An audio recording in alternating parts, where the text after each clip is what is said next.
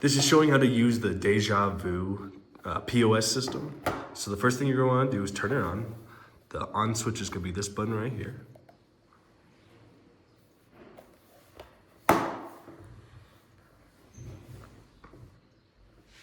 It may take a while to load. Once it's on, you'll be presented with these options: settings, market, and aura. The first thing you're going to want to do is go to settings. It's going to take you to this screen. You're going to want to click this button here to connect to the Wi-Fi for wherever event you're going to be at. Just for example, we're going to do guests. Then imagine we enter the password and connect to the Wi-Fi here. And then you're going to want to back out. And then you're going to click update now just to update to the current POS system. It may take a little while, but it should say at the bottom when it's done. Perfect.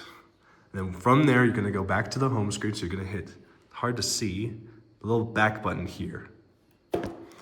Then once you're back on this menu, you're going to want to go to Aura, this button here.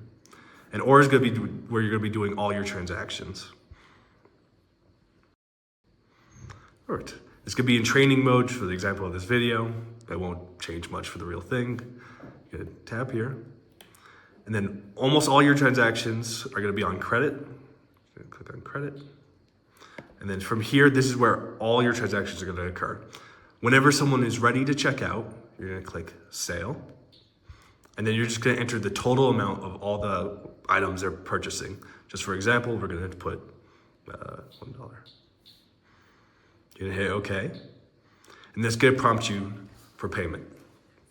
There are three options. You can tap, which is going to be this top button here.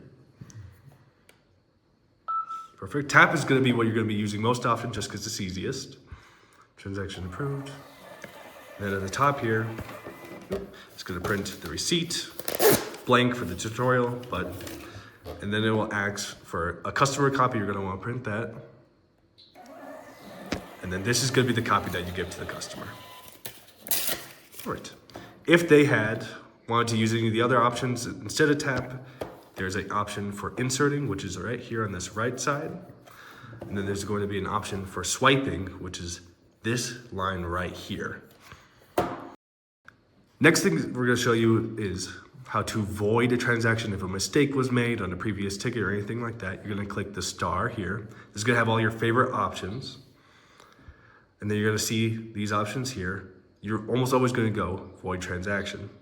Void transaction, usually it would be for the transaction you had most recently. For instance, if you had overcharged or entered something incorrectly, you're just going to hit last transaction. From there, it will show you the amount of the last transaction, and if it lines up with what you know, then you just hit select, yes, and then it will void that transaction that had just occurred.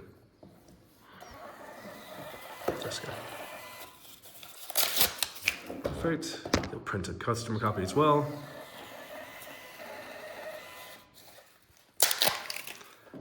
Perfect. And then if you need, you're going to want to just charge them through again.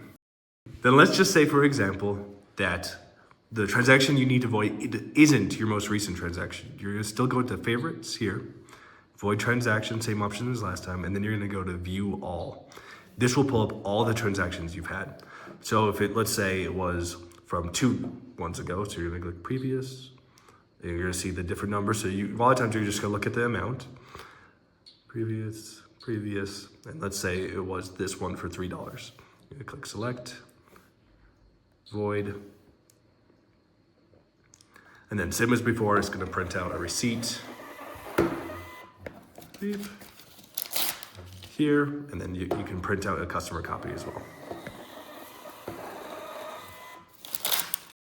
Let's say that your printer jams or stops working for whatever reason.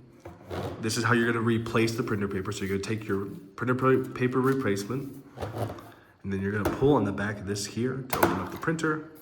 You're going to roll this guy out, and then you're going to take your replacement, keep the paper upwards like this, slot it in, close it, and then to check if it's rolled in, you hold this button here, tap this button here, and it'll show it working again. Perfect. So that's how you load it. Let's say it jammed in the middle of the receipt being printed. You're gonna go to star, your favorite options again. Then you're gonna go to reprint receipt. It's gonna ask for a manager password. You can ask it at the time, it may be written down. Once you enter the password, it's gonna take you to this menu here, which is last, by transaction number, and by card number. If it was the most recent one, you're almost always gonna wanna go to last, and that will give you an option to print either the merchant copy or the customer copy. You can go by transaction number, not gonna be as likely just because it may have cut off the transaction, or you can go by the card number. You'll click on card number, and then you'll just enter the card that was associated with the receipt, and it'll print it again. Now let's say that at the end of the day, you've done all the transactions you need to do. It's time to wrap up. You're gonna go to favorites. And then the final thing you do is you're gonna click settle daily batch. That will close out the system for the day. And will give you a batch report that just shows all the transactions you had for the day.